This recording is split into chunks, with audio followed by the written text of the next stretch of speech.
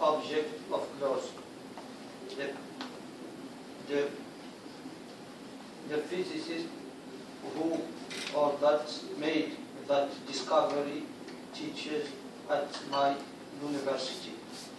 Good. Okay, stop right there a minute. Okay? It says the physicist, right?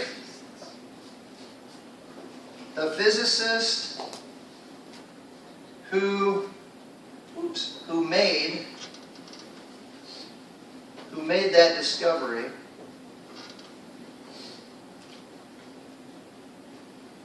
teaches at my university. All right, let's take a look at this a minute. Can somebody tell me where the actual, be careful, listen carefully. What is the independent clause here? The physicist teaches at my university. The physicist teaches at my university. Good. That's the independent clause. Now the adjective clause is? Who made that discovery. Good. Who made the discovery. What's the relative pronoun here? Who. Good. Notice, Describe. is this a person or a thing? Person. It's a person. It's a scientist, right? So this is a person. What am I? When I'm describing a person, I have two options. What is it? That and the. I can do who, or I can do a that. You can do whom too, right? Now listen. Let me ask a quick question. What's the subject over here? Who Yeah. Where's the verb? made Where's the object? discovery. Good. Now listen. When the relative pronoun is acting like the subject in the adjective clause, these are your only two options. Who and that. We're going to see in a minute, a little bit later. Whom? No. Why? Because of this little rule, okay? When the relative pronoun, that's this little guy right here, is acting like the subject in the clause, we're going to notice sometimes it doesn't. But in this case, it's acting like the subject here. The only two options to describe a person are what? That and who. That and who. That's it. Beep. Okay? Just keep that rule in your head and it'll save you a lot of heartache. All right? And you'll always get that right on the test. Okay. Now let's look at the second example. The psychologist whom he interviewed did a study about lying. Good. The psychologist. George, why in the second sentence they said home and in the first? I'm going to show you. Whom, who, that,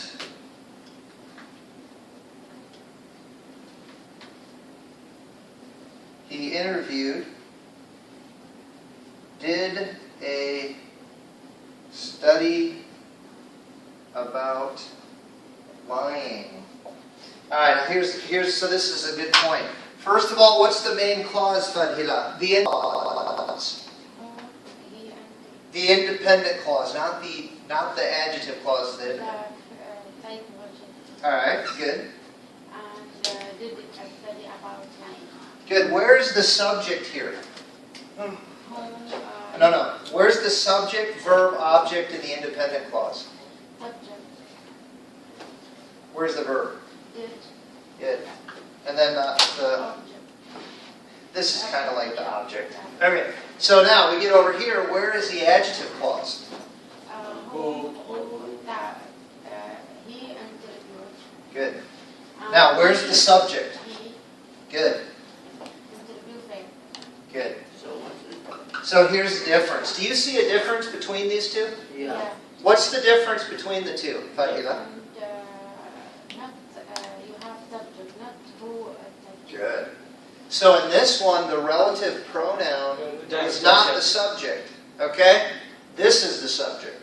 So when that's the case, when the adjective clause has its own subject, guess what? You can say whom he interviewed, who he interviewed, that he interviewed. You can use those three options. But You can drop it. can we see this sentence like the dots? Okay. Interview. Can. You can. And it's because of the actual pronoun that you're replacing. If I turn this into its own sentence, he interviewed, it would be this. He interviewed him. Right? Yeah. He interviewed him. Really, you're getting rid of the object pronoun, and that's why you still have the he. Okay? So and we'll learn about this later. Up in this one, though, made that discovery. It would be he made that discovery. And really, you're getting rid of what? The subject and replacing it with the relative pronoun. We'll talk about each one of these in depth, but that's why that happens, and that's why your options change. Okay? Hey, don't forget the homework. Have a great day. See you guys. Yeah.